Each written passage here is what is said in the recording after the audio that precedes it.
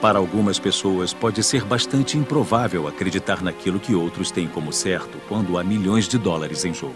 Durante os últimos 100 anos, as fibras de asbesto ou amianto foram usadas em milhares de produtos diferentes na indústria da construção civil, nos estaleiros e em utensílios domésticos. Eram vistos como minerais mágicos e o uso de milhões de toneladas de amianto criou uma indústria muito lucrativa, embora a mesma tenha sido avisada que o amianto era extremamente perigoso. Mas, em desprezo a este aviso, seu uso permitido gerou um dos maiores problemas do século ligados ao trabalho, causando milhares de mortes, não só aos envolvidos em sua produção, mas a todos que tiveram contato com ele.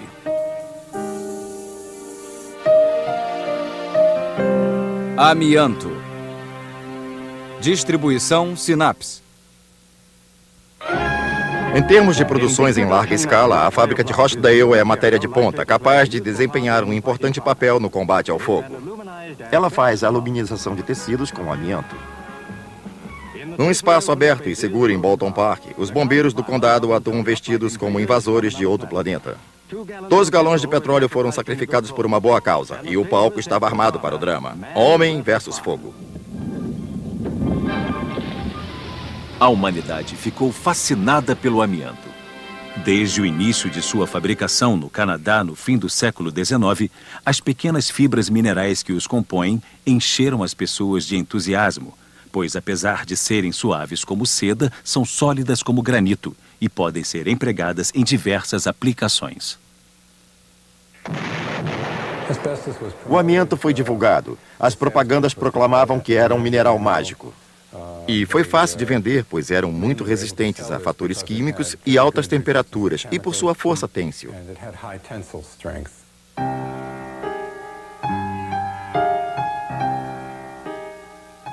Na industrialização da Europa e da América, o amianto estava intrinsecamente ligado com os poderosos símbolos do progresso: máquinas, navios a vapor e grandes construções.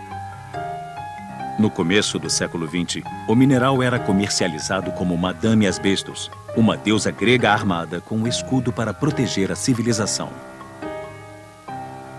Numerosas fábricas surgiram e centenas de operários ganharam emprego na indústria de amianto. Mas, como em muitas indústrias naquela época, as condições de trabalho eram extremamente penosas. Sobre as péssimas condições decorrentes do pó, sabemos através de documentos que restaram a existência de histórias que contam que os operários não conseguiam enxergar além de 2 ou 3 metros, devido à poeira em certas áreas da fábrica.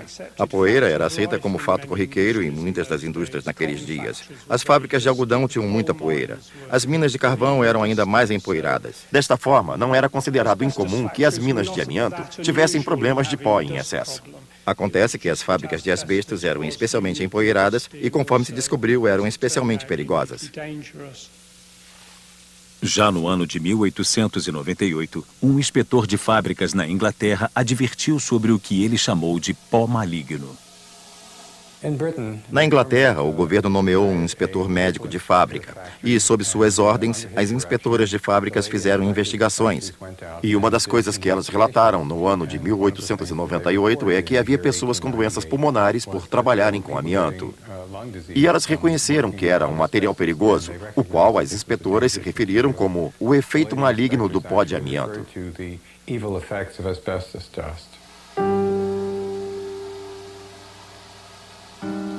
No início do século XX, mais mortes relacionadas ao amianto foram relatadas. E já em 1906, uma inspetora de uma fábrica na França contabilizou 50 mortes dentre os operários. Nos anos seguintes, a suspeita ganhou repercussão, levando as companhias de seguro americanas e canadenses a tomar precauções legais contra possíveis ações de indenização. Em 1918, nos Estados Unidos, um oficial do ramo de seguros publicou um relatório descrevendo a mortalidade em ambientes empoeirados. E neste relatório, os oficiais de seguradoras alegaram que esta era uma prática comum das companhias de seguro americanas e canadenses, não vender seguro de vida para operários das fábricas de amianto, em conta do prejuízo ao seu negócio, tendo por base os relatórios de mortes por tuberculose e pneumonia. Ainda assim, ninguém admitiria a total extensão dos perigos inerentes. E finalmente ocorreu a morte de uma mulher inglesa, Nellie Kershaw, fato que contribuiu para ajudar a revelar o mistério em torno desses perigos. O inquérito a respeito de sua morte acabou resultando numa longa batalha sobre os princípios de responsabilidade e indenização. Nellie Kershaw era uma jovem que trabalhava na companhia líder de amianto da Inglaterra, a Turner Brothers, em Rochdale. Ela morreu em 1924 e foi um caso importante, porque foi o primeiro que gerou inquérito judicial. O inquérito recebeu ampla cobertura do jornal local The Rochdale Observer e apresentou evidências de que os pulmões da jovem estavam repletos de numerosas e pequeninas fibras afiadas que haviam cortado diretamente seus tecidos pulmonares, causando milhares de pequenas cicatrizes. Até que, afinal, seus pulmões não podiam mais funcionar e ela morreu por sufocamento. O legista responsável pelo inquérito descreveu a causa da morte como envenenamento por amianto. No entanto, a Turner Brothers, empresa para a qual ela trabalhava, rejeitou este laudo.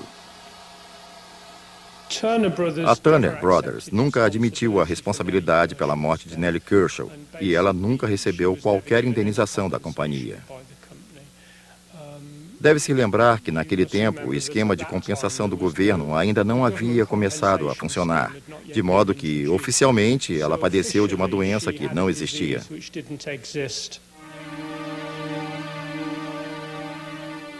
Quando o viúvo de Nellie Kershaw pediu suporte financeiro a Turner Brothers para pagar as despesas funerárias, seu pedido foi sumariamente negado, pois isto criaria um precedente para que admitissem a responsabilidade, encorajando assim outros requerimentos por parte dos outros empregados ou ex-empregados.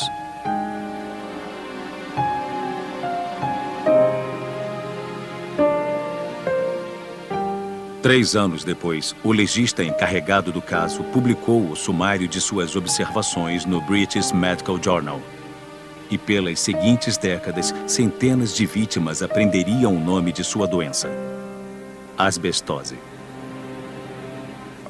De acordo com a publicação do caso de Nellie Kershaw, o governo britânico decidiu iniciar um levantamento sobre a asbestose no setor industrial. Eles examinaram mais de 300 operários e divulgaram um relatório em 1930, mostrando que mais de um quarto desses operários tinha asbestose. E quanto mais tempo eles tivessem trabalhado na indústria, maior seria a incidência dessa doença.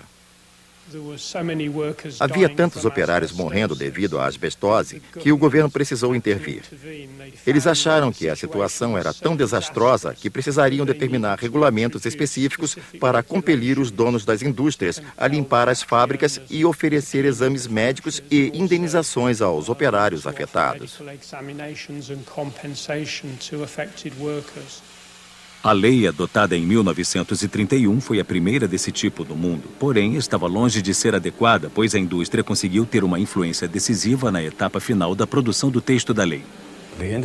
A indústria, por sua parte, queria limitar o escopo da lei e fora bem sucedida ao manipulá-la, de forma que somente se aplicasse àqueles operários mais terrivelmente expostos na fábrica de produção. E isto foi muito útil para a indústria em nível de propaganda, pois as pessoas que usavam seus produtos, milhões na construção civil e nos estaleiros, não estavam cientes desses regulamentos.